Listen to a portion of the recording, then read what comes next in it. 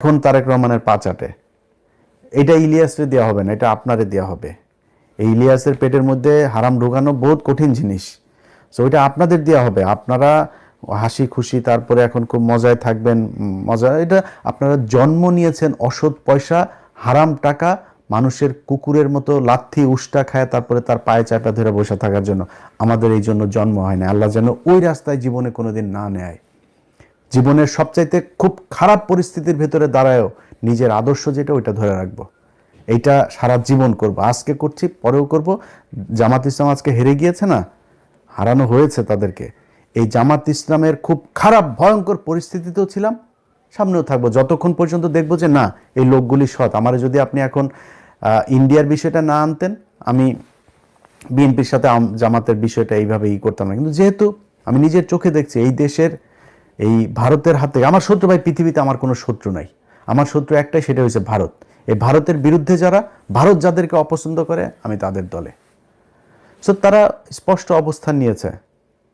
তারা সরাসরি বলেছে যে খালেদা পুত্র ভারতের সাথে সমঝোতা করে দেশে ঢুকেছে। তাদের পত্রিকা নিউজ করেছে। এই কয়েকদিন আগে তাদের এক মিলিটারি অফিসার, খুব ঊর্ধ্বতন অফিসার, রিটায়ার্ড, সে বলেছে যে যেদিন বলেছে যে দিল্লি না ঢাকা, ঢাকা ঢাকা, দিল্লি না পিন্ডি, ঢাকা ঢাকা ঢাকা, এই ঢাকা না পিন্ডি, ঢাকা ঢাকা, এটা যেদিন বলেছে সেই দিনই বিএনপি শেষ হয়ে গিয়েছে।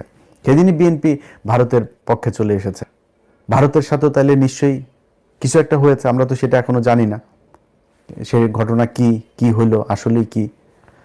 তো এই জিনিসগুলি আমরা দেখলাম সেই শুরু থেকে এখন পর্যন্ত। তো দেখে একটা নির্বাচন হইল, এবং সেই নির্বাচনের মধ্যে যদি নাকি মিনিমাম আপনাদের লজ্জাবোধ থাকতো বা সততাবোধ থাকতো, তাহলে নির্বাচন শুরু হওয়ার আগের থেকে 2 মাস ধরে যখন এই যে মানুষগুলোকে আপনার করা হচ্ছে, হুমকি দেওয়া হচ্ছে, ঘর থেকে বের হইতে পারবে না, ঘর থেকে বের হইলেই কিন্তু পা ভেঙে দেওয়া হবে, ভোট কেন্দ্রে ধানের শীষের লোক ছাড়া কাউকে যেতে দেওয়া হবে না, এই এই এই হুমকিগুলো দিয়েছে না।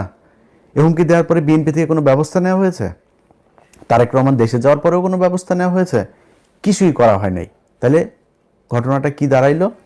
ঘটনা দাঁড়াইল আপনারা এরকম একটা নির্বাচন করেই ক্ষমতায় আসতে চেয়েছেন। সো এত ভাব মারার কিছু নাই তো। চুরি করে এসেছেন ক্ষমতায়, চুরি করে ক্ষমতায় দেখেন থাকেন। আল্লাহ যা করে ভালোর জন্য করে। যদি নাকি মনে করেন যে এই সামনের দেশ চালানোটা এত সহজ হবে, এত সুন্দর এক দেশ আপনাদের জন্য রেখে গেল এই বালের সরকার একটা, এটা মনে করার কোনো কারণ নেই। প্রতিটা পদে পদে টের পাবেন। আপনার যেই ভালোবাসার সাংবাদিকরা আপনাদের এখন আছে, সেই সাংবাদিকরাই বুঝাই দিবে, এরাই বুঝাই দিবে আপনাদেরকে কি জিনিস তারা। তারা সেই হাসিনার পাচাটা কুকুরগুলো এখন ওইখানে বসে আছে। তারা এখন আপনাদের খুব বিপদে পড়ে তারপরে পাটা চাটছে। কয়দিন পরে পা দুইটা ধাপ করে সরাই দেওয়ার পরে বিচিতে ধরে টান দিবে। বলে গেলাম এটা।